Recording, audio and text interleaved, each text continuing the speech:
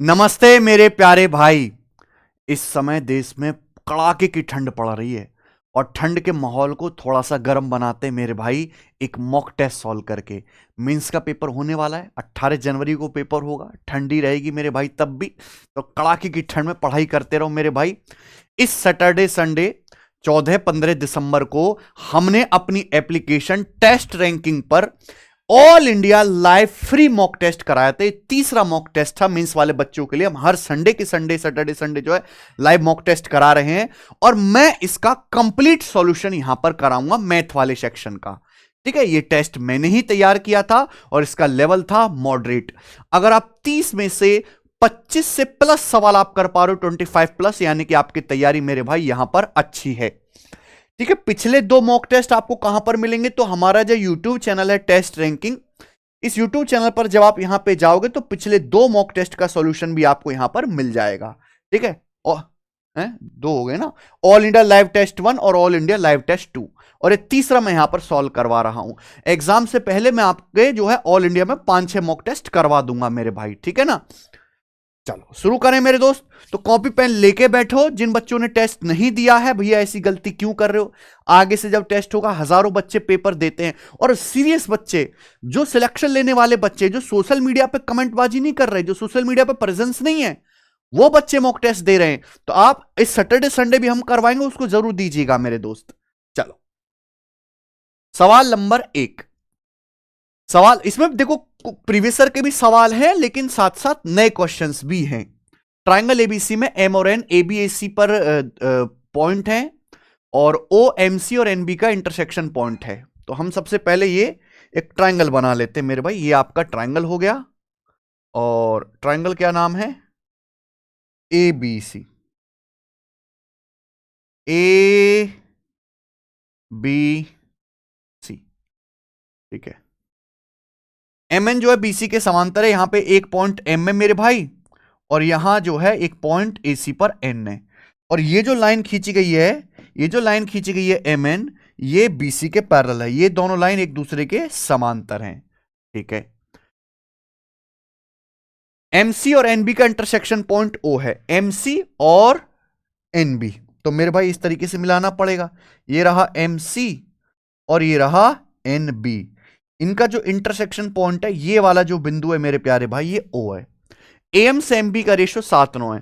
तो ये जो है एम है और ये एमबी है। एम से एमबी का जो रेशियो मेरे प्यारे बच्चों, वो 7:9 है। क्लियर, कोई दिक्कत नहीं। आपसे पूछा ट्राइंगल एमओएन और ट्राइंगल बीओसी के एरिया का रेशियो बताओ। ट्राइंगल एमओएन यानी कि मेरे प्यारे बच्चे कौन सा ट्राइंगल? ये वाला ट्राइंगल, ये वाला ट्राइंगल और ये वाला ट्राइंगल। इन दोनों ट्राइंगल के मेरे प्यारे भाई यहां पर क्या बचाना है? एरिया का रेशियो बताना। इन दोनों ट्राइंगल के एरिया का रेशियो क्या होगा, बताइए मेरे भाई। अगर आप इन दोनों ट्राइंगल को गौर से देखो मेरे प्यारे भाई, तो ये दोनों ट्राइंगल एक दूसरे के सिमिलर हैं। क्यों? क्योंकि मेरे दोस्तों ये वर्टिकल अपोजिट एंगल है। ये मेरे दोस्तों ये दोनों एंगल बराबर होगा, अल्टरनेट एंगल। ये दोनों एंगल भी मेरे दोस्तों बराबर होगा, अल्टरनेट एंगल। तो ये जो ट्राइंगल एमओएन और ये जो ट्राइंगल बीओसी एक दूसरे के सिमिलर हैं और सिमिलर ट्राइंगल के एरिया का रेशियो करस्पॉन्डिंग साइड के रेशियो का स्क्वायर होता है। आप बताओ, अगर लाइन एएमएन बीसी के पैरेलल है, ये कितना है? 7। ये पूरा कितना हो जाएगा? 7 और 9 16। 7 और 9 16, यानी कि एम एन और बीसी के जो रेशियो होगा, अगर मैं आपसे कहूं एम एन और बीसी का रेशियो क्या है? 7:16। यहां पे छोटा बड़ा triangle, triangle AMN triangle ABC similar है, साइड का रेशियो 7:16। एरिया का रेशियो क्या होगा? स्क्वायर। ट्राइंगल एमओएन और बीसी बीओसी के एरिया का रेशियो क्या होगा? 7 का स्क्वायर रेशियो 16 का स्क्वायर, यानी कि 49:256। 7 का स्क्वायर रेशियो 16 का स्क्वायर। तो आसान सवाल है, डुएबल क्वेश्चन है पेपर में। ये बताइए, यदि किसी आर्टिकल का मार्क प्राइस कॉस्ट प्राइस का 4/3 टाइम्स है, यानी कि एमपी जो है वो सीपी का 4/3 टाइम्स है। उसके बाद सेलिंग प्राइस मार्क प्राइस का 9/11 टाइम्स है। सेलिंग प्राइस जो है वो मार्क प्राइस का 9/11 है। विक्रय मूल्य अंकित मूल्य का 9/11 है। पूजा प्रॉफिट परसेंटेज क्या? प्रॉफिट परसेंटेज मेरे प्यारे भाई सीपी को बेस मान के निकाला जाता है। आप यहां पे दो अलग अलग रेशियो दिए, ध्यान से देखो, दोनों में क्या कॉमन है? मार्क प्राइस कॉमन है, मार्क प्राइस। तो आप यहां पे मार्क प्राइस को सेम बनाओगे, क्योंकि यहां 11 है, यहां 4 है, तो हमें 11 4 को इक्वल बनाना पड़ेगा। कैसे बनाएंगे? 44 44 11 4 का एलसीएम। 44 बनाने के लिए 11 से गुणा, 11 चौक 44, 11 तिया 33। यहां 44 बनाने के लिए 4 से गुणा, 4 नाम 36, 11 चौक 44। क्लियर है? तो दोनों ही जगह मेरे प्यारे भाई मार्क प्राइस 44 हो गया। अगर मैं आपसे कहूं कॉस्ट प्राइस कितना है, तो कॉस्ट प्राइस है 33, सेलिंग प्राइस कितना है मेरे दोस्तों? 36। तो आप मुझे बताओ, कॉस्ट प्राइस 33 है, 33 का सामान आपने 36 में बेचा, 33 का सामान आपने 36 बेचा, तो आपको 3 का प्रॉफिट हो गया मेरे प्यारे भाई, ठीक है ना। यानी कि मेरे दोस्तों प्रॉफिट कितना हुआ? 1/11। तो आपको 1/11 का प्रॉफिट हुआ है, और 1/11 का मतलब 9:1/11% प्रॉफिट। 9 सही 1/11% का प्रॉफिट। क्लियर है मेरे दोस्त? तो इसमें तो कुछ भी नहीं था, ये बड़ा सिंपल था। आप इन दोनों की मल्टीप्लाई भी कर दोगे तो भी हो जाएगा, मल्टीप्लाई करके भी आ जाएगा। चलिए सवाल नंबर 3। एक हॉस्पिटल में 60% मरीज पुरुष हैं, 25% महिलाएं हैं, और 15% मरीज बच्चे हैं। ठीक है। पुरुषों की एवरेज 40 साल है, महिलाओं की 36 साल है, बच्चों की 8 साल है। सभी रोगियों की एवरेज, सभी रोगियों की मतलब तीनों की मिलाकर प्लस। तो ये सवाल कैसा हो गया बच्चों? डेविएशन वाला सवाल हो गया। आप ये देखो, एक हॉस्पिटल में मैन भी हैं और वुमेन भी हैं और चिल्ड्रन भी हैं। तो मैन और वुमेन और चिल्ड्रन की संख्या का रेशियो, एवरेज एज कैसे निकाले जाते हैं? सभी की टोटल एज कर लीजिए और उसे लोगों की संख्या से भाग दे दो। तो हमें मैन वुमेन और चिल्ड्रन की संख्या नहीं, उनका रेशियो चाहिए। 60% पुरुष हैं, 25% फीमेल है, 15% बच्चे। 5 से चला जाएगा, 12 रेशियो 5 रेशियो 3। ये मैन वुमेन और चिल्ड्रन की संख्या का रेशियो आ गया। जब हम बात करते हैं एवरेज एज की, तो मैन की एवरेज एज 40 साल है, वुमेन की एवरेज एज 36 साल है, और बच्चों की जो एवरेज एज है बच्चों, वो केवल 8 साल है एवरेज एज। बोला सभी लोगों की मिलाकर एवरेज एज क्या है? सभी लोगों की एवरेज एज क्या है, ये आपसे पूछा गया है, सभी लोगों की मिलाकर। तो आप कर नहीं सकते क्या सवाल को? आदमियों की टोटल एज कितनी हो जाएगी? 12 गुणा 40 480, 5 औरतों की 5 गुणा 36 180, 480 प्लस 180 कितना हो जाएगा मेरे प्यारे भी? 480 में पहले 80 जोड़ दो, 560 प्लस 660 और ये 24, 660 3 अट्ठे 24, 660 और 24 684, टोटल एज हो जाएगा 684। कितने लोगों की? 12 5 17 3 20/20 से आ जाएगा मेरे प्यारे भाई। तो आएगा 34.2 ईयर्स, 34.2 साल। तो ये सभी मरीजों की man plus women plus children के मिलाकर एवरेज एज आ गई, और बी ऑप्शन इसका आंसर है। ठीक है बच्चों, तो ये कोई मुश्किल सवाल नहीं है, एक मॉडरेट लेवल का टेस्ट है। ये बताइए, एक chemist prepare 100 grams of medicine by mixing 2 ingredient X and Y. ठीक है, हम टाइम वेस्ट नहीं करेंगे, सीधा सवालों पे ध्यान करेंगे। वो ऐसा नहीं है कि बीच में 15-15 मिनट तक आपसे बातें करने लगे। समय बहुत कीमती है, आप लोग मेंस वाले बच्चे हो, वहां पढ़ो, वैसा पढ़ो जहां केवल आपको कंटेंट मिला, आपको केवल कंटेंट से मतलब होना चाहिए। एक केमिस्ट दो जो है मेडिसिन को मिलाता है, एक्स और वाई, और दोनों को मिला के 100 ग्राम दवा तैयार करता है। एक्स का प्राइस है 1500 रुपए पर 100 ग्राम, वाई का है 50 रुपए पर 10 ग्राम। एक्स और वाई को मिलाकर मिलाया जाता है इस प्रकार की जो दवा बनती है, दवा की कीमत 13 रुपए पर ग्राम है। दवा में एक्स की मात्रा क्या है? ग्राम में आपसे पूछा। देखिए, हमने 2 प्रकार की मेडिसिन एक्स वाई को मिलाकर एक मिक्सचर बनाया, तो आप यहां पे प्राइस पे एलिगेशन लगा लो ना। प्राइस मतलब रुपीस पर ग्राम पे एलिगेशन लगा दीजिए कि दो चीजों को हम मिला रहे हैं। एलिगेशन लगाने से सीधा ग्राम क्वांटिटी का रेशियो आ जाएगा। हमने 2 इंग्रेडिएंट को मिला के 100 ग्राम दवा तैयार की। एक्स का प्राइस क्या है? 100 ग्राम है 1500 रुपए की, तो 1 ग्राम है 15 रुपए की। वाई का प्राइस क्या है? 10 ग्राम दवा 50 रुपए की, तो 1 ग्राम दवा 5 रुपए की। एक्स और वाई मिलाकर जो मिश्रण बना है, मिश्रण का प्राइस है 13 रुपए पर ग्राम। एक्स वाई को किस रेशियो में मिलाया बच्चे? 13 में से 5 घटाएंगे 8, और 15 में से 13 घटाएंगे मेरे प्यारे भाई 2। एक्स वाई को इस रेशियो में मिलाया, तो भैया 8 2, यानी कि जब मैं एक्स वाई को मिलाऊंगा तो टोटल मिश्रण कितना बनेगा? 8 और 2 10। टोटल मिश्रण कितना बनाया आपने? 100 ग्राम तवा तैयार किए मिलाकर, तो 10 की वैल्यू 100 ग्राम है, 8 की वैल्यू 80 ग्राम, और 2 की वैल्यू 20 ग्राम, यानी कि यही आ गया मेरे बच्चों आंसर। एक्स की मात्रा कितनी है? 80 ग्राम है। वाई की कितनी हो जाएगी? 20 ग्राम हो जाएगी। आसान सवाल, बिल्कुल भी मुश्किल नहीं है। क्वेश्चन नंबर 5 बताओ। If V and S denote the volume and total surface area of cuboid of side ABC respectively, which of the following is true? देखो आप ये बात जानते हैं मेरे भाई कि वॉल्यूम जो होता है एक क्यूबॉइड का ABC होता है, और जो बच्चों जो टोटल सरफेस एरिया होता है, अगर क्यूब की साइड ABC है तो ये होता है twice of AB plus BC plus CA, twice of AB plus BC plus CA। Clear है? आप बोलोगे हाँ जी सर बिल्कुल क्लियर है। आपको रिलेशन बताना है जी, इनमें क्या रिलेशन है। ये 1/A 1/B 1/C कैसे आएगा? अगर मैं इन दोनों को डिवाइड करता हूं ना, अगर मैं इन दोनों को डिवाइड करता हूं तो आ जाएगा। अगर मैं S को V से डिवाइड कर दूं तो क्या आ जाएगा मेरे भाई? 2 रहेगा, 2 तो रहेगा। अब AB plus BC plus CA, AB plus BC plus CA को ABC से डिवाइड कर देंगे, अलग अलग डिवाइड कर दो तो 1/A plus 1/B plus 1/C आ जाएगा मेरे भाई, ये आ जाएगा। क्लियर है? बस ये तो आ गया रिलेशन। ये कौन सा है भैया? V बराबर 2/S, ये आ जाएगा बेटा। डी ऑप्शन ठीक दिख रहा है मुझे, डी ऑप्शन नहीं, डी नहीं, सी ऑप्शन ठीक दिख रहा, सी ऑप्शन ठीक है। 1/V बराबर, क्योंकि अगर ये S है ना, अगर मैं S को यहां ले जाता हूं राइट साइड में तो ये S यहां पे आ जाएगा बटे में, ये रह जाएगा 1/V। तो 1/V बराबर 2/S ब्रैकेट में 1/A plus 1/B plus 1/C, option number C correct. कितना अच्छा सवाल नहीं है ये, ठीक है, एवरेज सा सवाल है। सवाल नंबर है आपको सामने भाई 6, करो। 2 ट्रेन एक ही टाइम पे 2 स्टेशन से शुरू होती हैं और 72-84 की स्पीड से एक दूसरे की ओर चलती हैं। जब वे एक दूसरे को पार करती हैं तो पता चला कि एक ट्रेन ने दूसरे से 108 किलोमीटर अधिक दूरी तय करी है।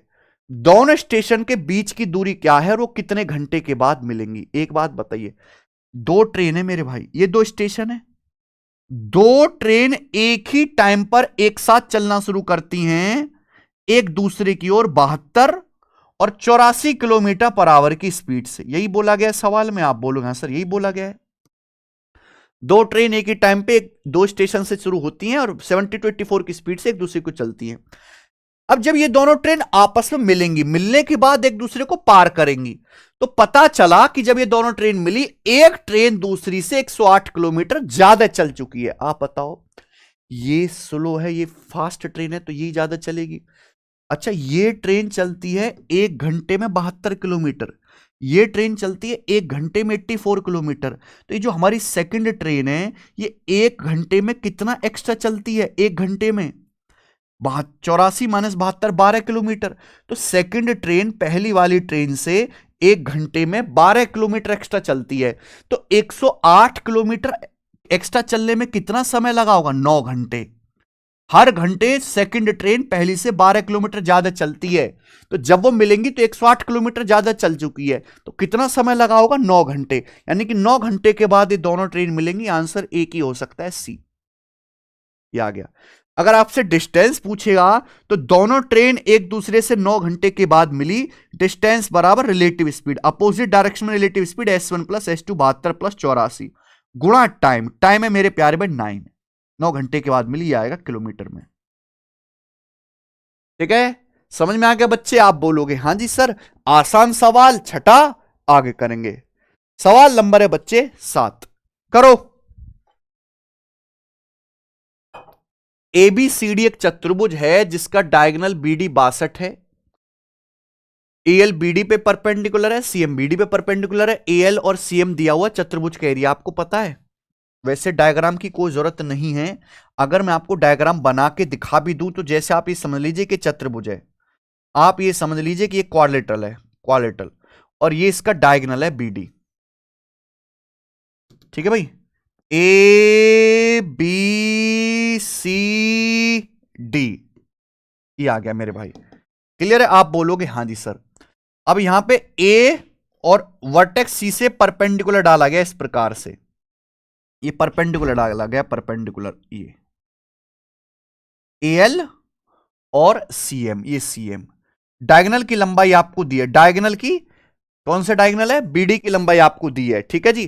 तो एरिया क्या होगा, तो डायरेक्ट शॉर्टकट है, जब भी ऐसे सवाल आए कि किसी भी चतुर्भुज के एक विकर्ण पर बचे दो शीर्षों से परपेंडिकुलर लंब डाले गए, तो क्वाड्रिलेटरल का एरिया क्या होता है, 1/2 डायगोनल, डायगोनल 62 इंटू इन दोनों का सम H1 प्लस H2 है ना, AL और CM इन दोनों को जोड़ दीजिए, AL और CM इन दोनों को ऐड कर दीजिए, तो 14 प्लस 17 बच्चों 31 और 0.3 0.7 एक हो जाएगा 32, ये आ जाएगा 1/2 डायगोनल, और ये H1 प्लस H2 2 से 32 चला जाएगा 16 बार, तो 960 और 32 992 आ गया मेरे भाई, यहां से 992 992 सेंटीमीटर स्क्वायर, ये करेक्ट है।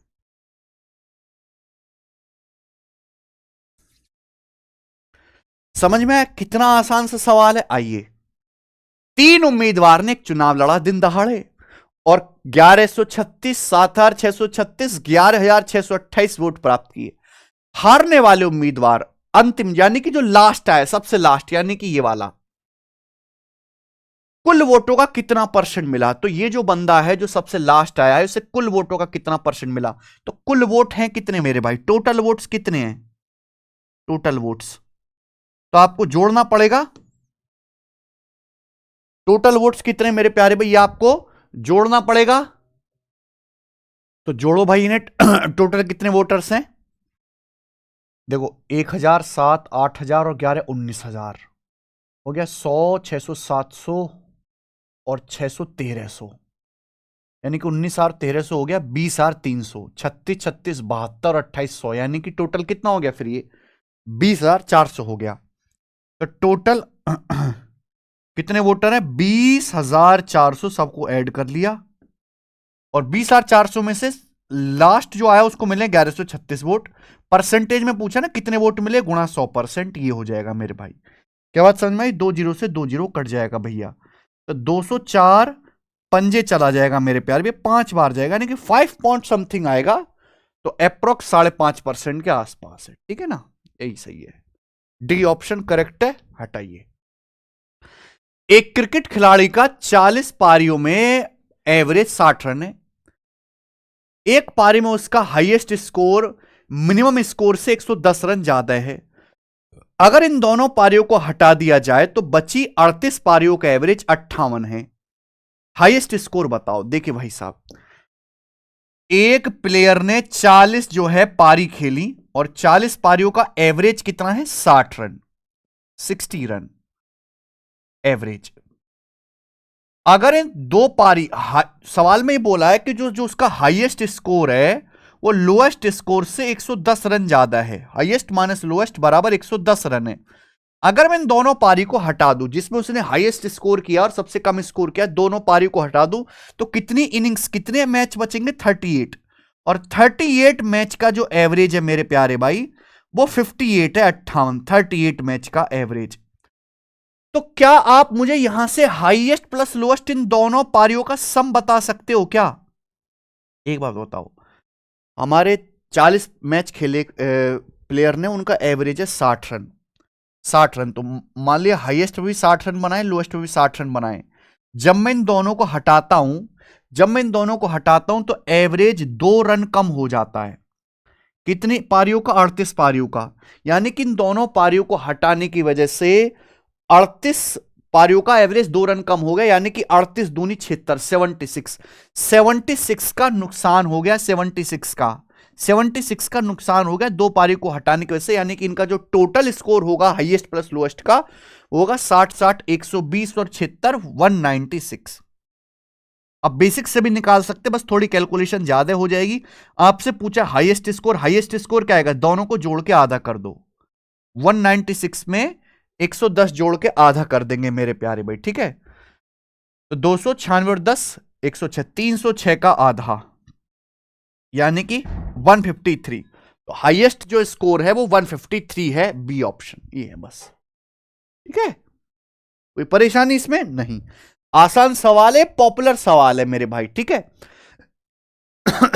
देखो बहुत सारे बच्चे आप में से ऐसे भी हैं जो इस वीडियोस को उनका प्री नहीं हुआ है लेकिन फिर भी जो है देख रहे हैं अपनी नॉलेज के लिए, लेकिन भाई मेंस से पहले आज के टाइम पे प्री की हाई कट ऑफ को क्रॉस करना भी बहुत कठिन टास्क हो गया है। जब तक आप हर एक एग्जाम के एसएससी के मिलते जुलते CGL, HSL, CPU, MTS selection post के लेटेस्ट ट्रेंडिंग सवाल नहीं करोगे, है ना, जो बार बार सवाल आ रहे हैं उनको तो करना ही है फिक्स टाइप के, लेकिन जो यूनिक क्वेश्चन, नए जवाब सवाल जो एसएससी पूछ रहे हैं वो भी आपको करना है।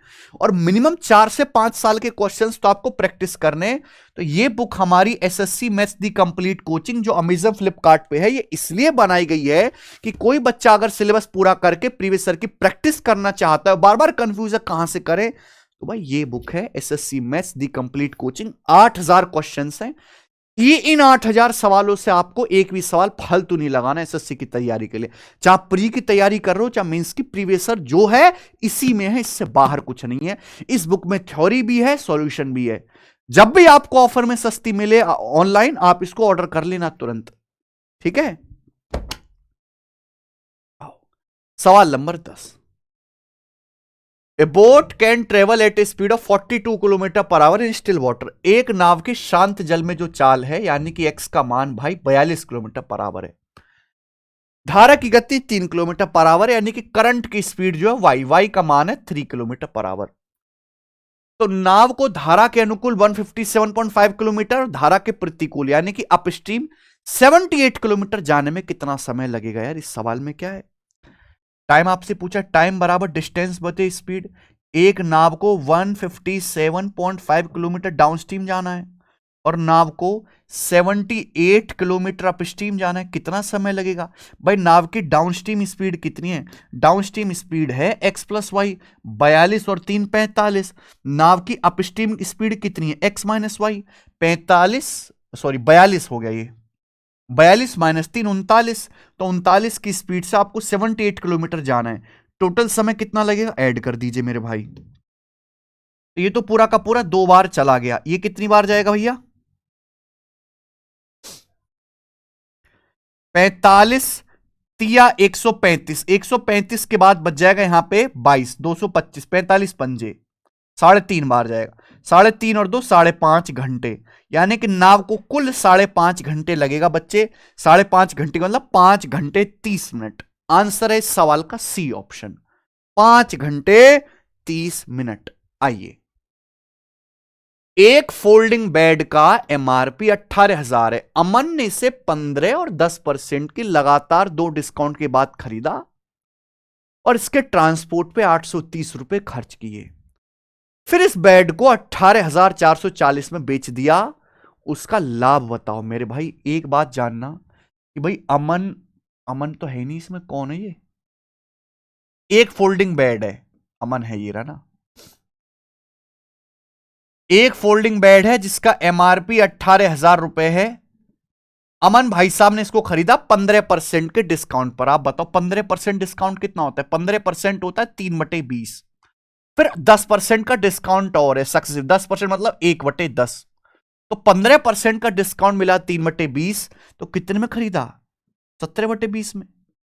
फिर 10% डिस्काउंट मिला 1/10, 10 पे 1 का डिस्काउंट है, तो 10 का सामान कितने में खरीदा, 9 में। ये आगे आप बोलोगे हाँ जी सर बिल्कुल सही।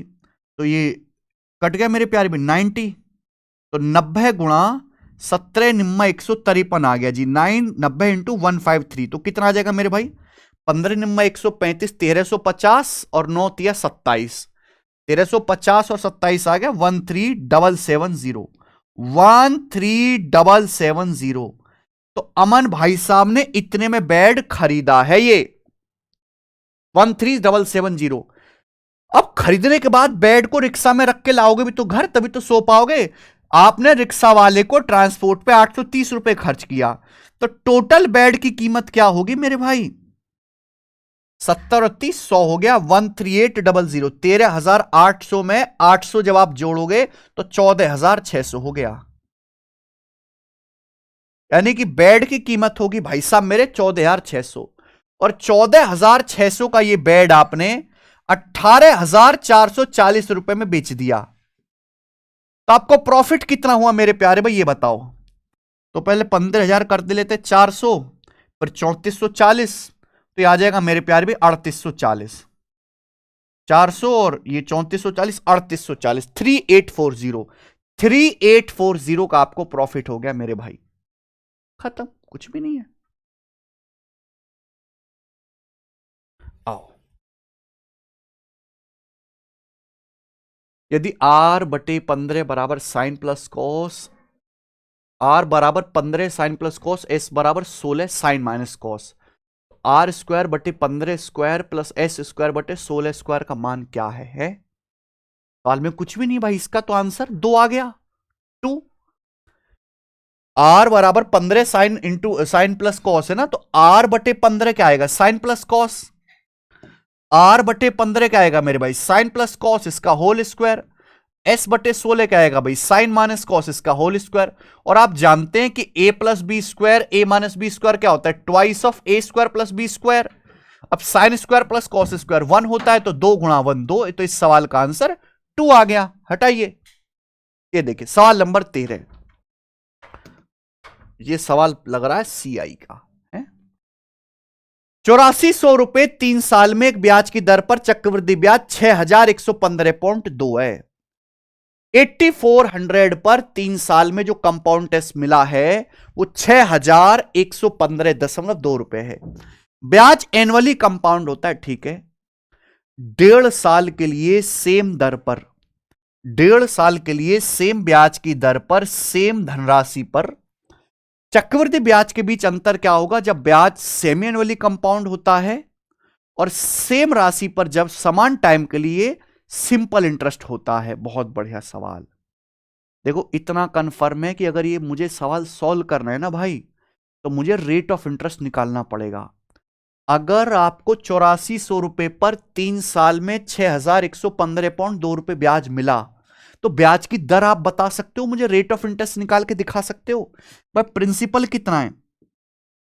प्रिंसिपल है 8400 रुपीज, 8400 रुपए।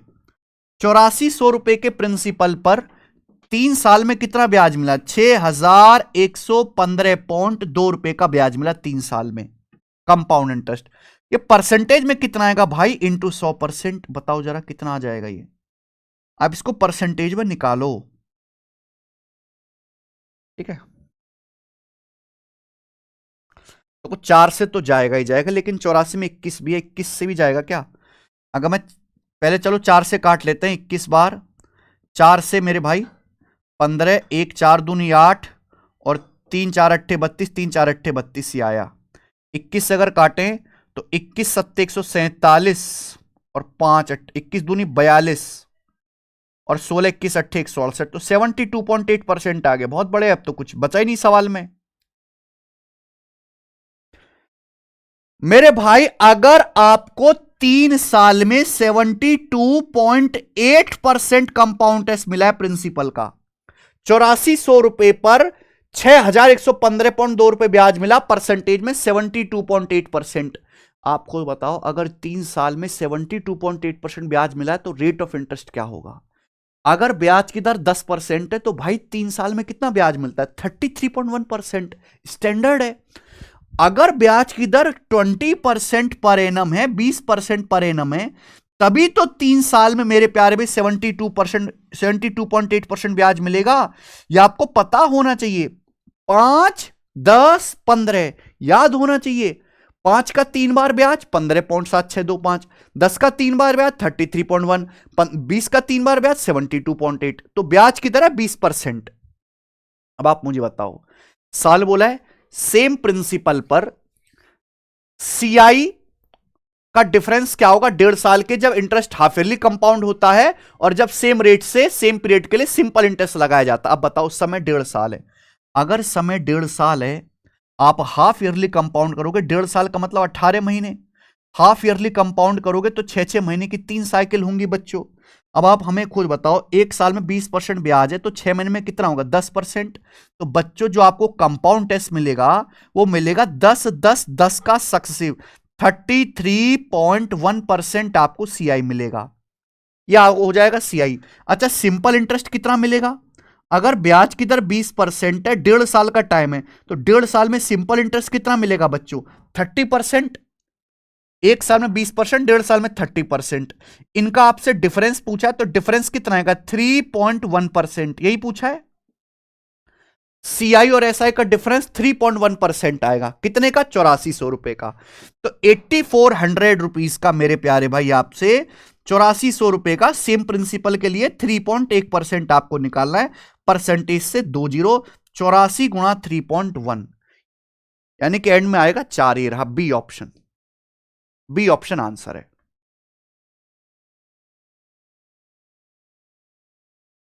ठीक है, 4 एकम 4 हो जाएगा यूनिट डिजिट। बहुत अच्छा सवाल है ये। देखो ऐसा ही लेवल का सवाल आएगा। सवाल नंबर देखेंगे हम आपके सामने अगला 14। एक डीलर एमआरपी पे 13% का डिस्काउंट देके बेचता है और 20% का प्रॉफिट कमाता है। अगर कॉस्ट प्राइस 10% बढ़ जाता है तो कितने परसेंट की छूट देनी चाहिए कि सेम परसेंट कितने परसेंट की छूट देनी चाहिए ताकि पहले के समान लाभ परसेंट हो सके, पहले के समान प्रॉफिट हो सके? ये बताओ मेरे भाई। देखो वैसे तो इस सवाल को करने के तरीके बहुत सारे हैं। आप फॉर्मूला मेथड भी लगा सकते हो, आप 100 मान के भी कर सकते हो, 100 मान के भी, 100 मान के भी कर सकते हो मेरे भाई। कौन सा बताऊं? 100 मान के बताऊं? सवाल में देखो या फॉर्मूला जो भी आपको पसंद आए। एक डीलर मार्क प्राइस पर 13% का डिस्काउंट देकर बेचता है और 20% का प्रॉफिट कमाता है। अगर कॉस्ट प्राइस 10% बढ़ जाता है तो मार्क प्राइस पर कितना परसेंट डिस्काउंट देना चाहिए कि पहले के समान प्रॉफिट हो सके? आपको निकालना है डिस्काउंट। डिस्काउंट किस पे दिया जाता है? एमआरपी पर, मार्क प्राइस पर, अंकित मूल्य पर। एक बात बताओ बच्चे, हमने ये मान लिया कि माना एक वस्तु का कॉस्ट प्राइस 100 रुपए है, 100 रुपए माना, 100 रुपए। आप किसी सामान पर 13% का डिस्काउंट देते हो और आपको 20% का प्रॉफिट होता है मेरे भाई। वस्तु का कॉस्ट प्राइस कितना है? 100। 100 पे 20% का प्रॉफिट हुआ तो आपने सामान बेचा कितने में? 120 में। लॉजिक ये है कि मार्क प्राइस पे डिस्काउंट देने के बाद भी सेलिंग प्राइस आएगा, कॉस्ट प्राइस पे प्रॉफिट अर्न करने के बाद भी सेलिंग प्राइस आएगा। आपने सामान को 120 में बेचा, आपने मार्क प्राइस पे 13% का डिस्काउंट दिया। एमआरपी 100% है, 100% पे 13% डिस्काउंट दिया तो आपने मार्क प्राइस के 87% में बेचा। आपने सामान को 120 रुपए में बेचा और मार्क प्राइस के 87, 100 में 13% डिस्काउंट देकर 87% में बेचा। अब बोला कॉस्ट प्राइस 10% बढ़ जाता है। सीपीएस, सीपी को मैंने 10% बढ़ा दिया। बताओ कितना परसेंट डिस्काउंट देना चाहिए कि पहले के समान प्रॉफिट हो? भाई पहले कितना प्रॉफिट था? 20%। हमने सीपी को 10% बढ़ा दिया। अब भी अगर आप 20% प्रॉफिट कमाना चाहते हो तो सामान को कितने में बेचना पड़ेगा भाई? भाई 100 को 10% बढ़ाया 110 आया, 110 को 20% 22 बढ़ाया 132, यानी कि अब सामान को आप 132 में बेचोगे।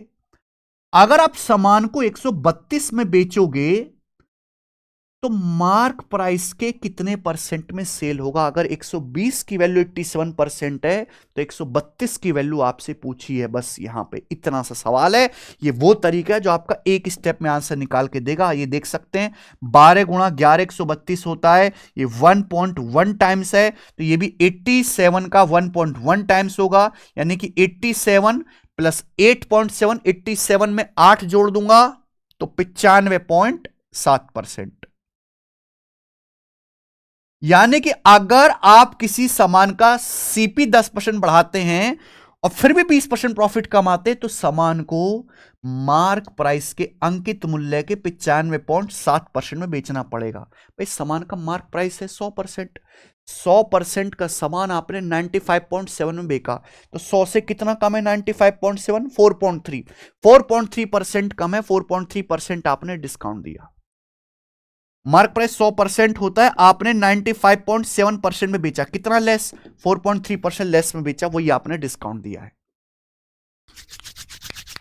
अच्छा सवाल है, अच्छा तरीका है मेरे प्यारे भाई। यहां पे आइए सवाल नंबर 15 अलजेब्रा का। यदि 3x माइनस 1 का क्यूब प्लस 4x माइनस 3 का क्यूब प्लस 2x प्लस 1 का क्यूब बराबर ये है, x is not equal to 1/3, x का मान बताओ। देखो बच्चों, सवाल को देखते ही पता लग रहा है a cube plus B cube plus C cube बराबर 3abc। बच्चों अगर ऐसा है a cube plus B cube plus C cube बराबर 3abc, तो a plus B plus C 0, a plus B plus C 0 होना चाहिए। 3x 4x 7x और 2 9x, -1 -3 -4 +1 -3 बराबर 0, यानी कि x का मान आना चाहिए 3/9 यानी कि 1/3। लेकिन सवाल में बोला है x is not equal to 1/3, यानी कि यह गलत है। आपको यह पता होना चाहिए मेरे भाई अलजेब्रा का कॉन्सेप्ट कि अगर a cube plus B cube plus C cube 3abc के बराबर है तो यहां से दो केस हो सकते हैं, या तो आपका a plus B plus C 0 होगा या a बराबर b बराबर c होगा। मेरे भाई अगर मैं ये केस ले रहा हूं तो x का मान 1/3 आ रहा है, जिसको एग्जामिनर मना कर रहा है कि भाई ऐसा मत कर, तो हमें यहां पर a b c को इक्वल करना पड़ेगा। किसी को भी बराबर कर लो, आप इन दोनों को बराबर कर लीजिए मेरे भाई, या इन दोनों को कर लो। 4x 3x x आएगा, 3 हो जाएगा 3 - 1 2, x का मान 2 आ गया मेरे भाई, यहां से तो 2 आंसर है। 2 इस सवाल का आंसर, और ये अच्छा इजी सा सवाल था। ये बताइए 16वां। भरने वाले 12 पाइप हैं, हर पाइप 32 मिनट में एक टैंक भर सकता है। 8 खाली करने वाले पाइप हैं, हर एक 40 मिनट में अकेले टैंक को खाली कर सकता है। सभी पाइप खोल दिए जाते हैं और टैंक, रिजल्ट ये होता है tank was filled 210 litre of water पर मिनट। टैंक में हर मिनट 210 लीटर पानी भरा जाता है। टैंक की कैपेसिटी बताओ। बहुत अच्छा सवाल है भाई। एक टैंक में 12 पाइप है मेरे भाई भरने वाले, 12 पाइप है इनलेट भरने वाले, और 8 पाइप है मेरे प्यारे भी टैंक में आउटलेट खाली करने वाले। एक भरने वाला पाइप 32 मिनट में भर सकता है और एक खाली करने वाला आउटलेट पाइप 40 मिनट में खाली कर सकता है। तो टैंक की कैपेसिटी को आप कुछ मान लीजिए ना, ऐसा नंबर जो 32 40 दोनों से कटे, 160। मैंने टैंक की कैपेसिटी को बच्चों 160 मान लिया, तो भरने वाले पाइप की एफिशिएंसी कितनी आ जाएगी? 32 पंजे 160 5। खाली करने वाले पाइप की कितनी आ जाएगी बच्चे? -4। क्लियर है? ये एफिशिएंसी आ गई पर मिनट, यानी कि ये भरने वाला एक पाइप 5 यूनिट भरता है, 4 यूनिट खाली करता है। अब आप खुद बताओ, अगर 12 इनलेट पाइप है, एक इनलेट पाइप 5 यूनिट भरता है, तो 12 कितना भरेंगे? 12 पंजे 60। खाली करने वाले 8 पाइप है, एक आउटलेट पाइप 4 यूनिट खाली करता है, तो 8 कितना खाली करेंगे बच्चे? 32। ये 32 खाली करेंगे, यानी कि मेरे प्यारे बच्चे ये दोनों, ये भरने वाले और खाली करने वाले एक मिनट में कितना भरेंगे? 60 - 32 28, और 28 की वैल्यू सवाल में कितनी दी है बच्चे? 210 लीटर दिए। 7 से काट लेते हैं, 7 की 4 की वैल्यू आ जाएगी मेरे भाई 30 लीटर, 4 की वैल्यू 30 लीटर आ गई, 7 से काट लिया। टैंक की कैपेसिटी है 160, तो टैंक की कैपेसिटी है 160। 160 की वैल्यू कैसे आएगी भाई? 4 को 40 से गुणा कर दो, तो यानी कि 1200 लीटर। 30 की 40 से गुणा करेंगे, 1200 लीटर आंसर है सी ऑप्शन, टैंक की कैपेसिटी। आसान बेहतरीन सवाल। ठीक है, सारे इनलेट और आउटलेट पाइप मिलकर एक मिनट में 28 भरते हैं, जबकि पर मिनट 210 लीटर भरते हैं। 28 की वैल्यू 210 लीटर, 160 की वैल्यू 1200 लीटर। आ गया सवाल सॉल्व, कुछ भी नहीं है। आइए सवाल है 17। द क्लास 10th ऑफ विद्यालय has 4 section ABCD. The average weight of ABCD, ABC, ACD 45 and 55, while the average weight of ABD, BCD 50 and 60. Which of the following is the average weight of student all the 4 section taken together?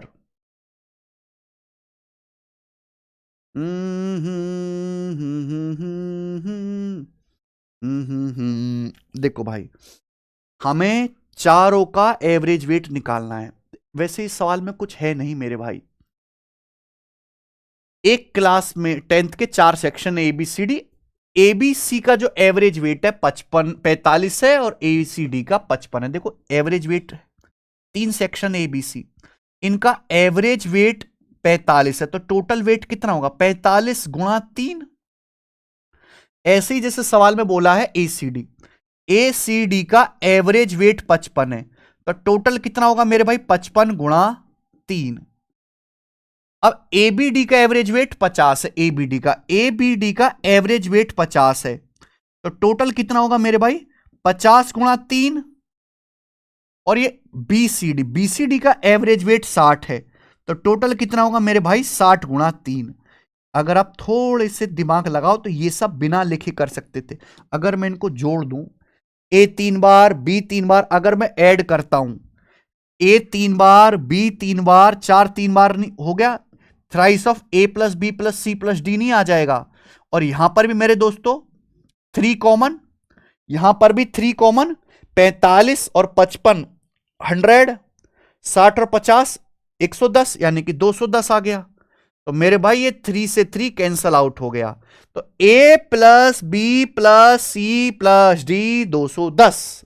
ठीक है, आपसे पूछा सभी 4 section का average weight, ये 4 section का total weight है, average क्या होगा 4 से डिवाइड करना पड़ेगा, तो 210/4 यानी कि 52.5, 52.5, 52.5 इस सवाल का आंसर है मेरे भाई, 52.5। ये है बी ऑप्शन करेक्ट। ये मैंने आपको पूरा डिटेल में बता दिया, पेपर में आएगा तो इतना नहीं करना है, आप डायरेक्ट कर सकते हैं कि अगर इन सबको आप सिंपल ऐड कर दो तो A plus B plus C plus D आ जाएगा, A plus B plus C plus D आएगा अगर सबको ऐड कर दो। 45 55 50 60 210, एवरेज निकालना है 4 से भाग कर दीजिए, खेल खत्म। ठीक है, आओ ये दिया गया है कि X Y Z positive real number हैं, अगर X plus Y square minus Z square, Y plus Z square minus X square 10 है, X plus Z square minus Y square 7 है, तो X plus Y plus Z पूछा है। बताओ जी क्या होगा मेरे भाई, कौन करेगा?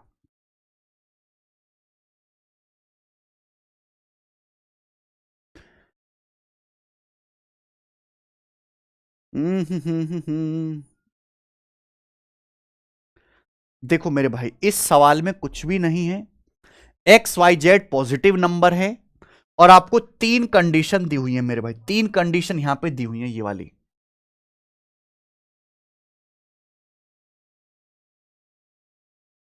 मेरे भाई अगर आप इन तीनों को ऐड कर दो, सिंपल ऐड कर दो, जोड़ दो, तो भैया ये आएगा एक्स, देखो X square plus Y square plus Z square plus X square, एक बार कट जाएगा, यानी कि X square plus Y square plus Z square 2xy plus 2yz plus 2zx, यानी कि अगर आप इनको सिंपल ऐड कर देते हैं तो x plus Y plus Z का स्क्वायर आएगा, अगर आप तीनों को जोड़ दो। लेकिन आपको यह दिमाग में सोचना पड़ेगा, दिमाग में X square plus Y square plus Z square plus 2xy plus 2yz plus 2zx किसका फॉर्मूला होता है? X plus Y plus Z के होल स्क्वायर का। 8 10 18 7 25, X plus Y plus Z का whole square 25, X plus Y plus Z आ गया जी 5, 5 इसका आंसर है। ठीक है, आइए कुछ टेबल लैंप का कॉस्ट प्राइस 25,000 रुपए है, अगर दुकानदार इन टेबल लैंप को 900 रुपए पर लैंप की बजाय 1200 रुपए पर लैंप में बेचता है तो उसे 15,000 रुपए ज्यादा मिलेंगे। अगर उसने 21% का लाभ कमाया है तो आपसे पूछा है 23 टेबल लैंप का सेलिंग प्राइस क्या होगा। अगर 21% प्रॉफिट कमाया है तो 23 टेबल लैंप का सेलिंग प्राइस क्या होगा मेरे भाई बताइए। आपको अगर ये क्वेश्चन सॉल्व करना है ना मेरे भाई, तो आपको यहां पे एक टेबल लैंप का प्राइस पता करना पड़ेगा। एक बात बताओ, एक दुकानदार ने टेबल लैंप खरीदे, कुछ टेबल लैंप का CP 25 है, अगर दुकानदार एक टेबल लैंप 900 रुपए की बजाय 1200 का बेचेगा तो एक टेबल लैंप 300 रुपए ज्यादा में बेचा, एक टेबल लैंप का प्राइस 300 रुपए बढ़ा दिया, जबकि टोटल प्राइस टोटल कितने 15,000 रुपए ज्यादा मिलेंगे। यानी कि टेबल लैंप है कितने, टेबल लैंप है कितने 50 टेबल लैंप है, यानी कि 50 टेबल लैंप का सीपी 25 आ रहा है, तो एक टेबल लैंप का सीपी कितना है मेरे प्यारे भाई? 500 रुपए। एक टेबल लैंप का सीपी 500 रुपए है। आप बोलोगे हाँ जी सर। तो 23 टेबल लैंप का कितना होगा? 23 टेबल लैंप का सीपी कितना होगा? 23 पंजे 115, 11,500 रुपए। बोलो बात सही है? आप बोलोगे हाँ जी सर। ये सीपी आ गया 23 टेबल लैंप का।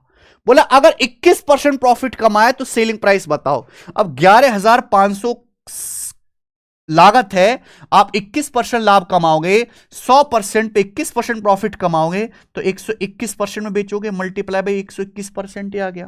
और परसेंटेज से 2 जीरो चला जाएगा, 5 एकम 5। तो मेरे भाई ये दोनों तो आंसर है नहीं। आंसर इन दोनों में से एक होगा। 12,000 है कि 13,000 है? वैसे भी 121 है मेरे भाई, तो 11 का मल्टीपल तो आना ही है। 1 9 10 और 5 15, 15 माइनस 4 11, 11 का मल्टीपल है।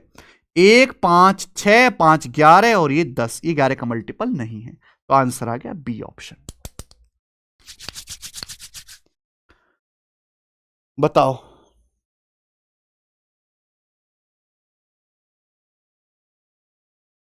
तो ये बहुत ही आसान बढ़िया सवाल है मेरे भाई। ये देखिए आरआरबी एएलपी का 5% की दर से 3 साल में सिंपल इंटरेस्ट 5,250 है। सेम टाइम के लिए सेम धनराशि पर कंपाउंड इंटरेस्ट क्या होगा? आपके सामने ऑप्शंस, और ऑप्शंस काफी नजदीक हैं भाई। एक बार बताओ, अगर ब्याज की दर 5% है बेटा, तो 3 साल में सिंपल इंटरेस्ट कितना होगा? 1 साल में 5%, 3 साल में हो जाएगा 15%। तो 15% की वैल्यू सवाल में 5,250 रुपए दी है। 15% की वैल्यू, तो 1% की वैल्यू कितनी आ जाएगी? 15 तिया 45, 7 15 पंजे 75, 350। तो 100% की वैल्यू आ जाएगी 35,000 रुपए, 35,000 रुपीज आ गया। ठीक है भाई, बोलो 35,000 रुपए। आपसे जो पूछा है ना सवाल में वो ये है, 5% की दर से 3 साल में कंपाउंड टेस्ट कितना मिलेगा मेरे भाई? ठीक है ना? अब बताओ।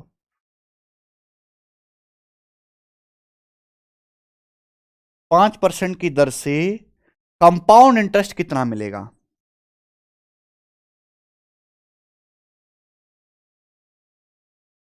देखो तरीके तो बहुत सारे हैं इस सवाल को करने के।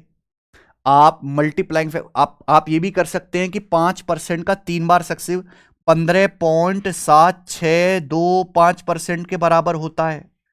आप ये भी कर सकते हो मेरे भाई। क्लियर है? या मैं यही करके बता दूं, प्रिंसिपल मैंने निकाल लिया 35,000 रुपीज। यही आप बोलोगे हाँ सर। अब आपको जो ब्याज मिलने वाला है ना मेरे भाई, अगर ब्याज की दर 5% है, स्टैंडर्ड डाटा है 5 5 5 का 3 बार सक्सेसिव, तो 3 साल में जो आपको कंपाउंड टेस्ट मिलेगा वो 15.7625% मिलेगा। 15.7625%। समझ में आया? आप बोलोगे हाँ जी सर समझ में आ गया है, कोई परेशानी नहीं है। ठीक है, सिंपल सी बात है। तो मेरे प्यारे बच्चों, ये तो रहेगा ही रहेगा परसेंटेज से ये 2 जीरो। अब 350 की जब आप 15 में गुणा करेंगे तो 5250 ही आ जाएगा। बेसिकली हमें गुणा करनी है 350 की इसमें 0.7625 में, 0.7625 में। तो क्या प्रॉब्लम है? 35 पंजे 175, 5 हां से 17 है भाई, 35 दूनी 70 और 17 87, 7 8, 35 छिक्का 210 और 8 218 का 8 हासिल 21, 35 सत्ते है भाई, कितना आ जाएगा? 245, 245 और 21 तो आ जाएगा 264, 264 और ये दशमलव में। तो 5250 में 264 आपको जोड़ना है। 4 6 5 11 का 1 2 1 3 2 5, 5514 आ गया भैया। 5514 ये तो नहीं आ रहा है। 4 यहां पे तो 12 16 14, फिर से देख लेते हैं। 35 पंजे 175, 5 हासिल 17, 35 दूनी 70 और 17 कितना हो जाएगा मेरे दोस्तों? 87, 7 और 8, 35 छिक्का 210,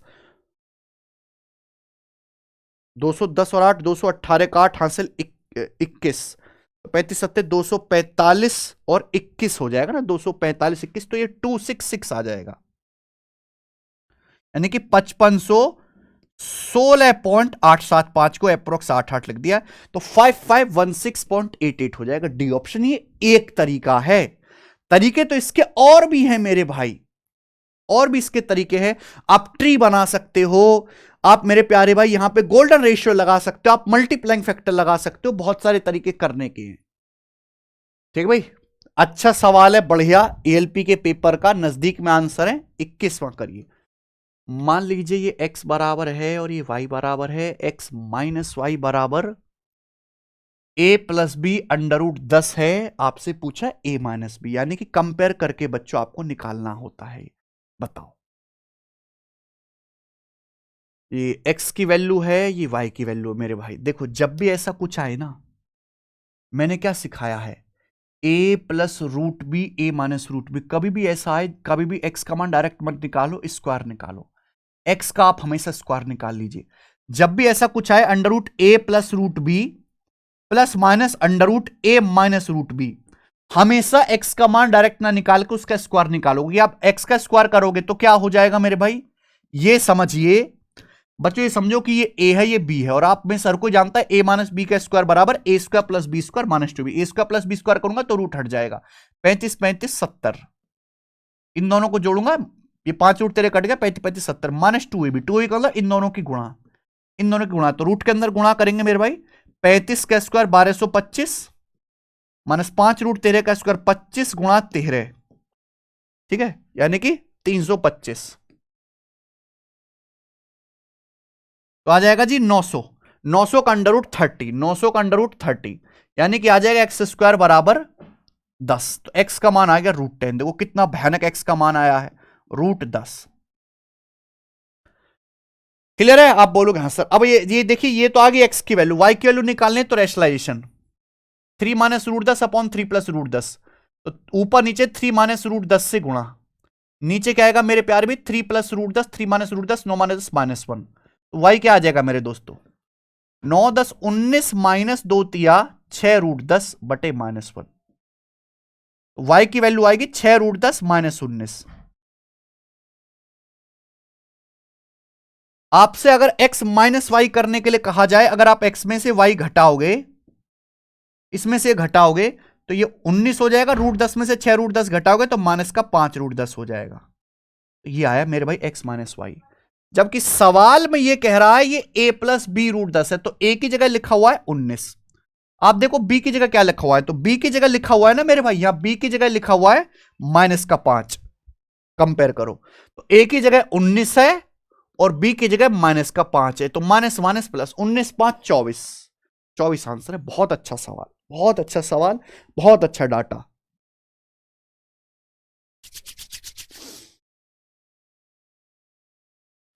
ठीक है जी, मजा है सवाल करके। आइए, राम एक काम को 65 दिन में कर सकता है, रीना 104 दिन में कर सकती है, श्याम की मदद से उन्होंने काम 13 दिन में कर लिया। श्याम उस काम का 27 बटे हिस्सा कितने दिन में करेगा? देखो भाई, यहां पे ना सब कुछ बड़ा आसान सा डाटा है। राम एक काम को 65 दिन में कर सकता है, रीना 104 दिन में कर सकती है। अब राम और रीना जी शाम को भी हेल्प ली और शाम की हेल्प से काम 13 दिन में कर लिया, यानी कि राम ने भी 13 दिन काम किया, रीना ने भी 13 दिन काम किया और शाम ने भी 13 दिन काम किया और काम खत्म हो गया। तो आप मुझे बताओ राम ने कितना काम किया होगा 13 दिन में? राम पूरा काम 65 दिन में करता है, तो 13 दिन में करेगा 13 बटे 65, यानी कि 1/5, 1/5 काम किया होगा राम ने। रीना ने कितना काम किया होगा? रीना पूरा काम 104 दिन में करती है मेरे भाई, 13 दिन में करेगी 13 बटा 104, यानी कि 1/8। तो यानी कि बचा काम तो श्याम ने किया होगा ना। श्याम ने कितना काम किया होगा? टोटल काम 1 होता है, राम ने 1/5 किया है, रीना ने 1/8 किया है, तो बचा काम श्याम ने किया होगा ना 40। 1 माइनस 13/40, 27/40, तो 27/40 काम किया है श्याम ने, वो भी कितने दिन में? 13 दिन में। 27/40 काम श्याम भाई साहब ने किया 13 दिन में। तो पूछा है 27/80 काम कितने दिन में करेंगे? तो अगर 27/40 काम, अगर राम ने 1/5 काम किया, रीना ने 1/8, तो बचा 27/40 काम वो श्याम ने किया होगा 13 दिन में। 27/80 काम अगर करना है आधा, तो समय भी आधा लगेगा, 6.5 दिन। 6.5 दिन में कर लेंगे, डी ऑप्शन। ठीक है जी, हटाइए, कुछ भी नहीं है मेरे भाई। सवाल नंबर 23 लेवल 5 का बनाओ। A man on the top of vertical tower observe a car moving at uniform speed coming directly towards it. If it takes 10 minutes for the angle of depression to change from 45 to 60 degree. अच्छा, in how much time will the car reach the tower? भाई साहब ये tower है, ये tower है। यहां ना tower पे एक आदमी यहां पे खड़ा हुआ है इस तरीके से, अच्छा आदमी है, ये गोरा आदमी है ये टावर।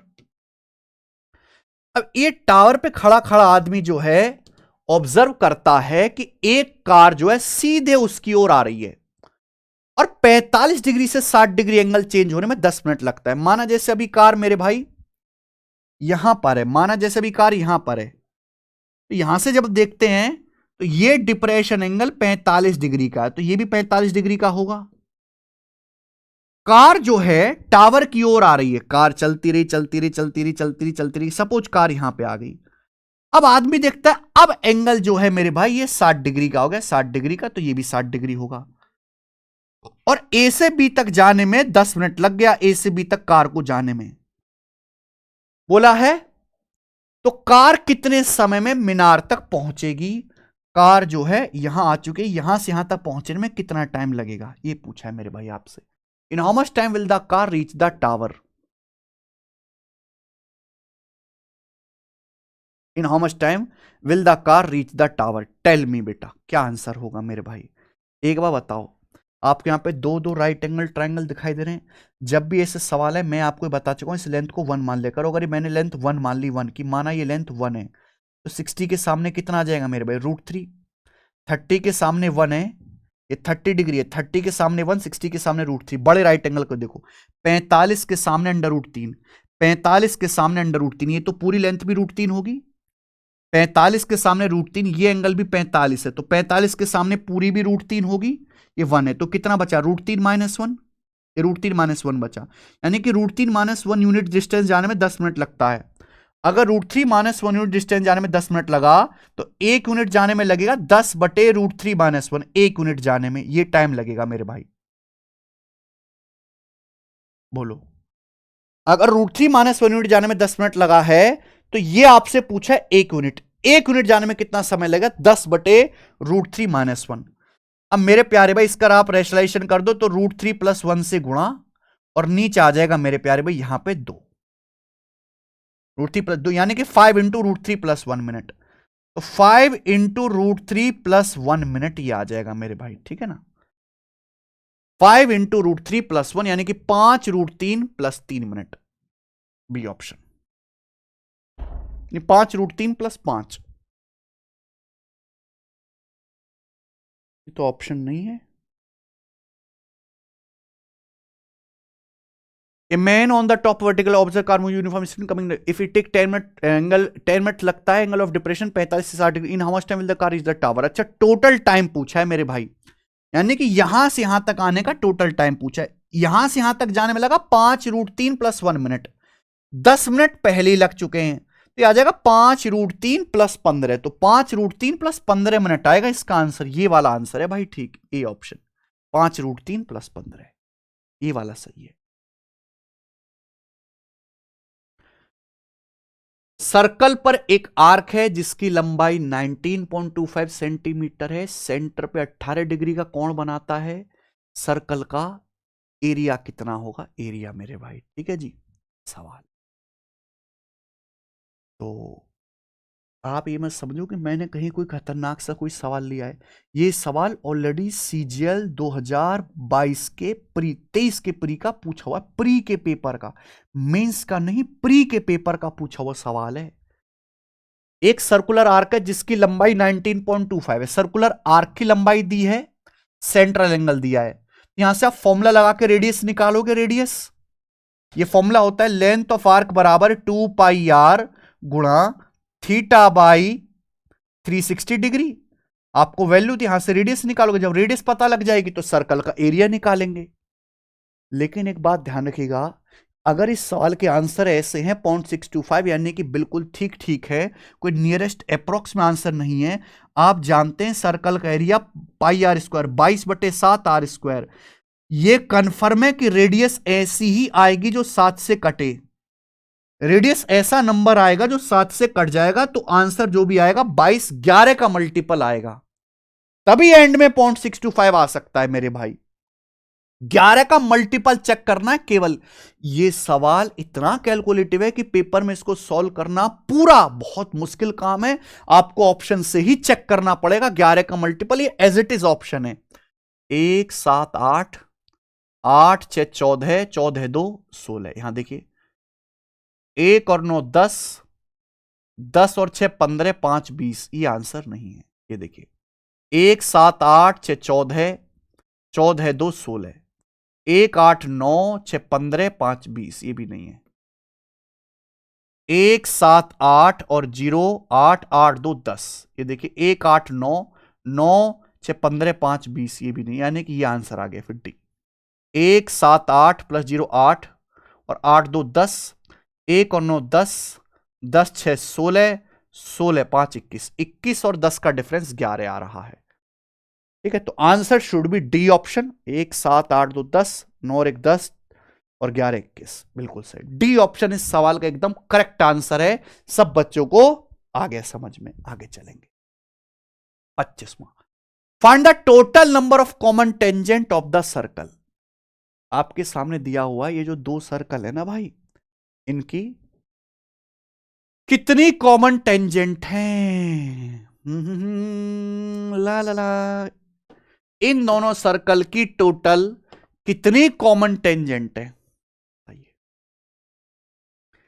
एक आध सवाल तो पेपर में खतरनाक आएगा ना भाई।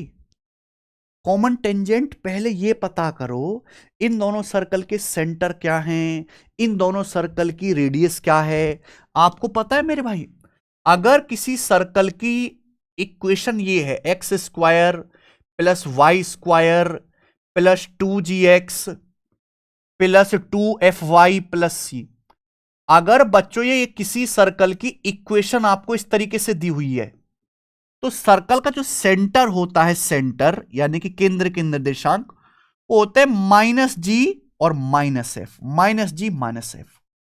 और सर्कल की जो रेडियस यानी कि त्रिज्या होती है, वो होती है √g² प्लस f² माइनस का c।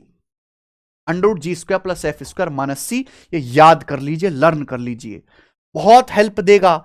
x² plus y² plus 2gx plus 2fy plus c बराबर 0, तो centre -g-f, radius √g² plus f² minus c। यहां पे देखिए ये 2g है, 2g कितना है, g वैल्यू 3 आ जाएगी, और ये कितना आ जाएगा 2f माइनस का 8f माइनस 4 आ जाएगा, तो इसका सेंटर आ जाएगा -3 और 4, -3 और 4 सेंटर।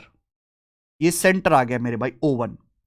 रेडियस कितनी आएगी इसकी, रेडियस R1 निकालो बेटा, R1 √g² plus f² minus c, 3 का स्क्वायर 9 प्लस 4 का स्क्वायर 16 और माइनस सी, यहां पे सी की जगह -24 दे रखा है, तो माइनस माइनस प्लस हो जाएगा, 16 9 25 24 49 का √7, ये रेडियस 7 आ जाएगी, इसकी रेडियस 7 आ गई। यहां से निकालिए इसका सेंटर मेरे प्यारे भाई क्या होगा, 2g, देखो ये 2g है -10, तो g की वैल्यू -5, ये 2f है -38, तो f की वैल्यू -19, तो आएगा सेंटर 5 और 19, -g-f करेंगे ना, 5 और 19। रेडियस क्या आएगी मेरे भाई, इसकी radius √g² plus f² minus c, 5 का स्क्वायर 25 प्लस 19 का 361 और माइनस का c यानी कि 286। कितना आएगा मेरे भाई, बताओ जल्दी से। 5 और 1 6 और 36 2 38, 386 में 286 घटाएंगे 100, 100 का √10, यानी कि इसकी जो रेडियस आ जाएगी वो 10 आ जाएगी, 10। ये आ गया मेरे। तो हमने दोनों सर्कल की रेडियस पता है R1 R2, हमें दोनों सर्कल के सेंटर के कोऑर्डिनेट पता है। अगर मैं आपसे पूछूं इन दोनों सर्कल के सेंटर के बीच की दूरी क्या है, सेंटर के बीच की दूरी नहीं निकाल सकते। ये दोनों सर्कल के सेंटर के कोऑर्डिनेट हैं, क्या आप इनके सेंटर के बीच की दूरी नहीं निकाल सकते? बिल्कुल निकाल सकते हैं। दो पॉइंटों के बीच की दूरी √x2 - x1 का स्क्वायर प्लस y2 - y1 का स्क्वायर। 5 में से -3 घटाएंगे 8, 8 का स्क्वायर प्लस 19 में से 4 घटाएंगे 15 का स्क्वायर। 8 स्क्वायर प्लस 15 स्क्वायर मेरे प्यारे भाई 17 का स्क्वायर होता है 17, यानी कि सेंटर के बीच की दूरी 17 है। अच्छा, इस सर्कल की रेडियस 7 है, दूसरे की 10 है। आप मुझे बताओ यहां पे दोनों सर्कल की रेडियस का सम कितना है? R1 प्लस R2 बराबर 7 प्लस 10 बराबर 17। सवाल में यह पूछा है कि दोनों सर्कल की कितनी कॉमन टेंजेंट पॉसिबल हैं, कितनी कॉमन टेंजेंट पॉसिबल है। तो ऐसे सवाल में यह पता लगाना होता है कि दोनों सर्कल के सेंटर के बीच की दूरी क्या रेडियस की सम के बराबर है, क्या रेडियस के सम से बड़ा है, या रेडियस की सम से छोटा है, यह पता लगाना होगा। यहां डाटा ऐसा है कि दोनों सर्कल के सेंटर के बीच की दूरी O1 O2 दोनों सर्कल की रेडियस के सम के बराबर है, यानी कि ये दोनों सर्कल ऐसे होंगे जो एक दूसरे को एक्सटर्नली टच करेंगे। ये वो केस है जहां सेंटर के जो बीच की दूरी होती है वो रेडियस के सम के बराबर होती है, सेंटर के बीच की दूरी। और यहां आप टेंजेंट खींचेंगे तो एक टेंजेंट ये, एक ये और तीसरी ये, 3 कॉमन टेंजेंट पॉसिबल हैं, 3। ये आंसर है ए ऑप्शन।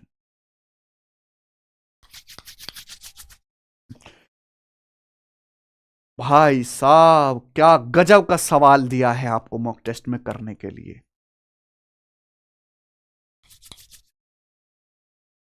ठीक है, अच्छा सवाल है, आएगा मेरे भाई। ये करेंगे अगला। अब जैसे ये सवाल हमें करना है 26वां अलजेब्रा का, ये सीडीएस के पेपर का प्रीवियसर क्वेश्चन है। AB plus X Y minus X B बराबर 0, BC plus Y Z minus C Y बराबर 0, तो x बटा a plus C by Z का मान ज्ञात कीजिए। देखिए इस सवाल में 2 इक्वेशन है, वेरिएबल काफी सारे हैं, वैल्यू पुटिंग भी कर सकते हैं, लेकिन मैं आपको बेसिक भी बता देता हूं कि ऐसे सब्स्टिट्यूशन वाले बहुत सारे सवाल आते हैं। जैसे हमको यहां पे x बटा a निकालना है, तो यहां से आप देखिए मेरे भाई x बटा a आपको निकालना है ना। एक काम करते हैं, ए बी बराबर इधर चला जाएगा मेरे भाई, इसको इधर ले जाते हैं, तो x कॉमन ब्रैकेट में b माइनस वाई, हमें निकालना x बटा a, तो इसको इधर ले जाते हैं, b बटे b माइनस वाई बराबर, ये आ गया बच्चों x बटा a। इसमें कोई प्रॉब्लम है नहीं। अब यहां से मुझे निकालना है मेरे भाई c बटा जेड, तो बी सी बराबर, हम इसको इधर ले जाते हैं, y को इधर ले जाते हैं, वाई जेड माइनस सी को इधर ले जाएंगे, तो y कॉमन ब्रैकेट में c माइनस जेड, ये हो जाएगा क्या, हमें चाहिए c बटा जेड, गड़बड़ हो गया मेरे भाई।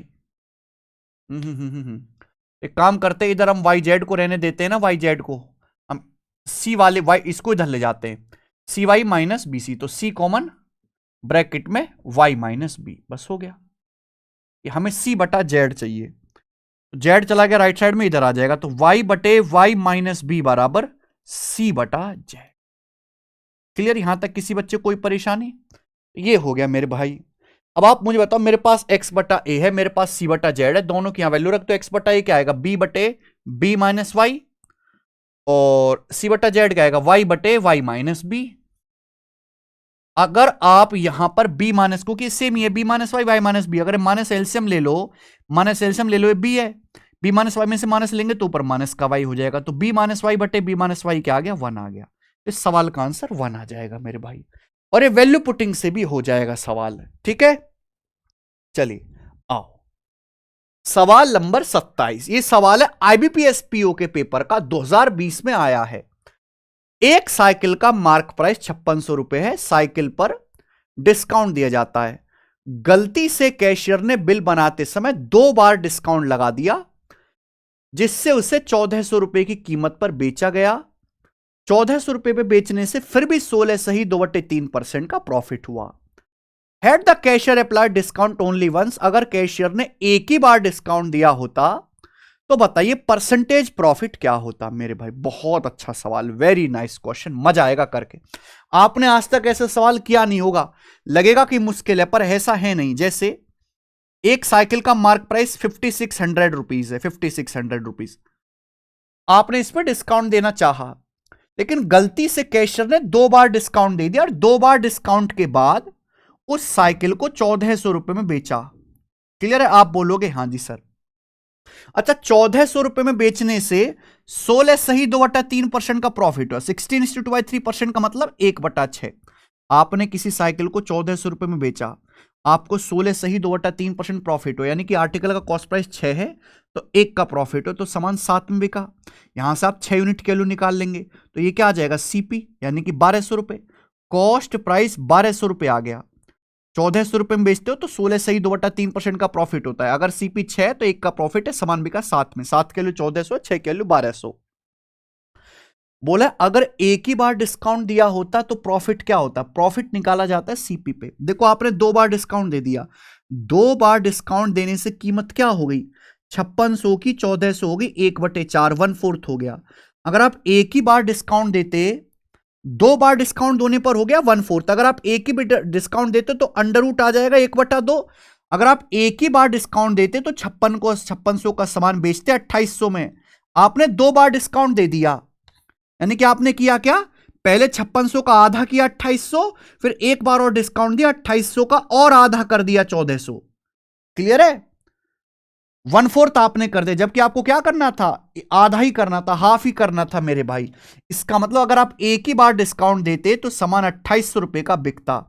तो आप बताओ, 1200 रुपए सीपी है, अगर 1200 का सामान 2800 का बिकेगा तो प्रॉफिट कितना हो जाता, 1600 रुपए का, एक बार डिस्काउंट देने पर 1200 रुपए पर मेरे भाई। क्लियर है?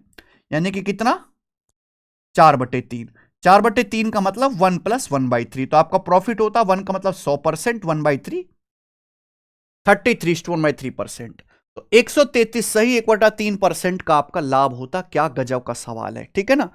आपने यहां पे हाफ हाफ का 2 बार डिस्काउंट कर दिया, 50-50% का। बहुत अच्छा सवाल है मेरे भाई, ठीक है जी। चलिए, ठीक है, ये जो मैं आपको सवाल करा रहा हूं, ये सारे के सारे क्वेश्चन हमारे टेस्ट रैंकिंग एप्लीकेशन के मॉक टेस्ट के हैं जो लाइव हुआ है। और जो आपको क्वालिटी क्वेश्चंस की यहां मिल रही है ना, वो ही क्वालिटी हमारे जो पेड टेस्ट हैं, जो आपको मात्र 99 रुपीज में मिल जाएंगे एप्लीकेशन पर। टेस्ट रैंकिंग पे एप्लीकेशन भी है और वेबसाइट भी है, दोनों ही जगह आप लगा सकते हैं। और सारे के सारे फ्री, प्रीवियस ईयर के टेस्ट फ्री हैं, और नए मॉक टेस्ट बिल्कुल इसी क्वालिटी के साथ आपको 99 में मिल जाएंगे। और हर संडे को हम लाइव टेस्ट कराते हैं। तो जिन बच्चों का मेंस का पेपर है वो भैया डेली यहां से टेस्ट लगाएं। अब तो आप दिन में एक एक टेस्ट लगाओ, क्योंकि ज्यादा समय है नहीं आपके पास। और जिन बच्चों का सिलेबस कंप्लीट हो गया है और तैयारी कर रहे हैं आगे के एग्जाम की, उनको भी मॉक टेस्ट लगाना चाहिए डेली के हिसाब से। मॉक टेस्ट एक ऐसा तरीका जिससे आप सिलेबस से कनेक्ट रहते हो। ठीक है भाई, सवाल नंबर 28 जल्दी से करेंगे। एमटीएस के पेपर का पूछा हुआ खतरनाक सवाल है ये। एक आदमी ने एक रेडियो और एक टीवी को 20,850 में बेचा, जिससे रेडियो पर 20%, टीवी पर 15% प्रॉफिट हुआ। अगर उसने एक साथ 21,450 में बेचा होता तो रेडियो पर 15% और टीवी पर 20% प्रॉफिट होता। टीवी सेट का सीपी देखिए, यहां पर दो इक्वेशन है, दो इक्वेशन है। ये हो गया मेरे भाई रेडियो और ये हो गया आपका टीवी सेट। हर चीज का सीपी 100% होता है। अगर रेडियो को 20% प्रॉफिट में बेचेगा तो 120%, टीवी पे 15% प्रॉफिट तो टीवी बिकेगा 115% पे। जबकि दोनों एक साथ कितने में बेचे हैं, 20,850 रुपए में बेचे हैं। क्लियर है? आप बोलोगे हाँ जी। अगर वो दोनों को एक साथ 21,450 में बेचता, अगर वो दोनों को एक साथ 21,450 रुपए में बेचता तो क्या होता, तो रेडियो पर 15% प्रॉफिट होता है, यानी कि रेडियो बिकता 115% पे, और टीवी पर 20% प्रॉफिट होता है, टीवी बिकता 120% में। टीवी का सीपी आपको निकालना है। तो बेसिकली ये दो इक्वेशन है भाई जो हमें सॉल्व करनी है। या तो आप ऐसे को एक्स वाई मान के सॉल्व करते हो, या फिर मेरे भाई एक जोड़ के घटा भी कर सकते हो। इनको एक बार जोड़ लो, एक बार घटा लो, वहां से भी हो जाएगा। अब एक और तरीका है शिफ्टिंग मेथड। जैसे यहां पे टोटल सेम है, 120, 115, 235, 115, 120, 235। आपको टीवी का निकालना है। टीवी का प्राइस कैसा आएगा, जब रेडियो को बेचा जाए 0% पे और टीवी को बेचा जाए 235% पे मेरे भाई, यानी कि टोटल 235 रहेगा। 235 जोड़ के 235 जोड़ के 235। आप देखो, जब टीवी को 5% प्रॉफिट ज्यादा में बेचा जाता है तो कितने रुपए ज्यादा मिलते हैं बताइए? ये 150 और 450, 600 रुपए ज्यादा मिलते हैं मेरे भाई, 600 रुपए।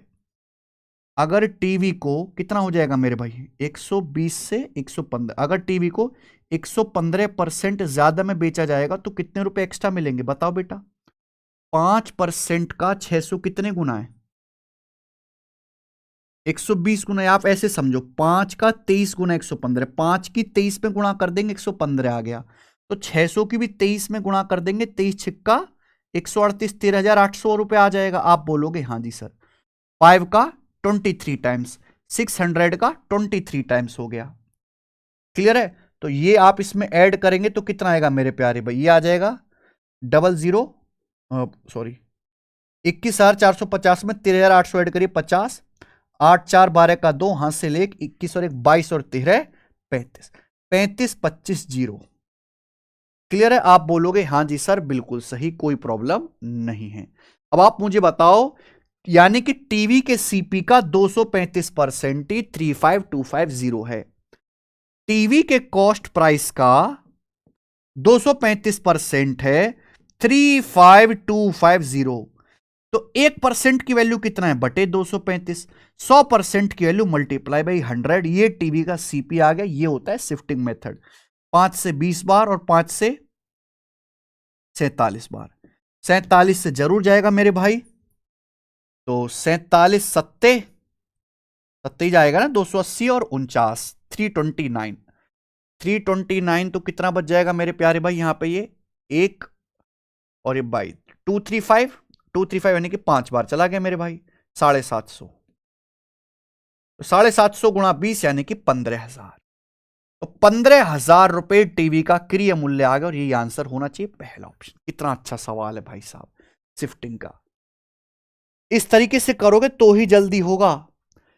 29वां एनटीपीसी का सवाल है, बोला है अगर माध्य 40 है, मीन 40 है, स्टैंडर्ड डेविएशन 5 है, तो सीवी यानी कि कोफिशिएंट ऑफ वेरिएशन क्या होगा। यह सवाल पूरे मॉक का सबसे आसान है, लेकिन उसी के लिए जिसको कॉन्सेप्ट पता हो। अगर आपको कोफिशिएंट ऑफ वेरिएशन निकालना है, भिन्नता गुणांक निकालना है, तो इसका सिंपल सा फंडा स्टैंडर्ड डेविएशन बटे मीन, स्टैंडर्ड डेविएशन बटे मीन। समझ में आया मेरे भाई? अब यहां पे सवाल में दिया हुआ है स्टैंडर्ड डेविएशन 5, मीन आपको दिया हुआ है माध्य 40, यह आ जाएगा 1/8। ये हो गया इस coefficient of variation 1/8। Answer percentage में 1/8 को आप लिख सकते हो 12.5%। लेकिन इस साल को करने से पहले कॉन्सेप्ट पता होना चाहिए। ये रेलवे में बहुत पूछा गया है, एसएससी में आ सकता है, क्योंकि एसएससी में तो अभी नए आना शुरू हुए ये चैप्टर प्रोबेबिलिटी और स्टैटिक्स, तो इनमें स्कोप बहुत है, तो आप जरूर नई चीजें पढ़ते रहें। लास्ट सवाल करेंगे मेरे भाई इस मॉक टेस्ट का। पहले बैग में 3 लाल और 4 काली गेंद हैं, while bag second contains 5 red and 6 black ball. Second bag में 5 लाल और 6 काली गेंद है। 1 ball is drawn at random from one of the bags and it is found to be red. एक बैग से रैंडमली एक बॉल निकाली गई है और ये लाल निकली है, लाल। Find the probability that it was drawn from bag second. इसकी प्रोबेबिलिटी बताओ कि इसे दूसरे बैग से निकाला गया है। बहुत बढ़िया, मजा आ गया भाई। देखो, एक बैग, पहले वाले बैग में 3 रेड हैं और 4 ब्लैक बॉल हैं। अगर पहले बैग से मैं रेड बॉल निकालूंगा तो रेड बॉल निकलने की प्रोबेबिलिटी क्या होगी पहले बैग से? टोटल 3 और 4 7 बॉल हैं, 7 में से रेड बॉल कितनी है 3, तो रेड बॉल निकलने की प्रोबेबिलिटी 3/7। ऐसी अगर मैं सेकंड बैग में से निकालता हूं बॉल, सेकंड बैग में टोटल कितनी बॉल है 5 और 6 11, तो 11 बॉल में से रेड बॉल निकलने की प्रोबेबिलिटी कितनी है, क्योंकि रेड बॉल 5 है, 5/11। अब आपको यह पता करना है कि अगर हमने रैंडमली दोनों बैग से एक बॉल निकाली तो इसकी क्या प्रायिकता है कि वो सेकंड बैग से निकली है। अच्छा मेरे भाई, टोटल प्रोबेबिलिटी क्या आ जाएगी 3/7 प्लस 5/11 टोटल आ गया। टोटल प्रोबेबिलिटी रेड बॉल निकलने की मेरे भाई। अब क्या है, इसको सेकंड बॉल, सेकंड मेरे भाई बैग से निकाला गया है, तो सेकंड बैग से रेड बॉल निकलने की प्रोबेबिलिटी कितनी है 5/11, 5/11 हो जाएगा। सेकंड बॉल से रेड, सेकंड बैग से रेड बॉल निकलने की प्रोबेबिलिटी बटे टोटल रेड बॉल निकलने की प्रोबेबिलिटी मेरे प्यारे भाई। आप इसको डिवाइड कर देंगे तो 5/11 अपॉन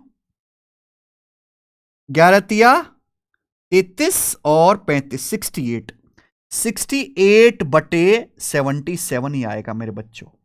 तो आप मुझे बताओ 11 से 77 जाएगा 7 बार, 7 की गुणा यहां 5 में होगी, यानी कि 35/68 आ रहा है भाई हमारा। तो 35/68 ये होना चाहिए। अच्छा सवाल है। 35/68 यानी कि ऑप्शन नंबर यहां से बी करेक्ट है भाई, बी वाला। मजा आया?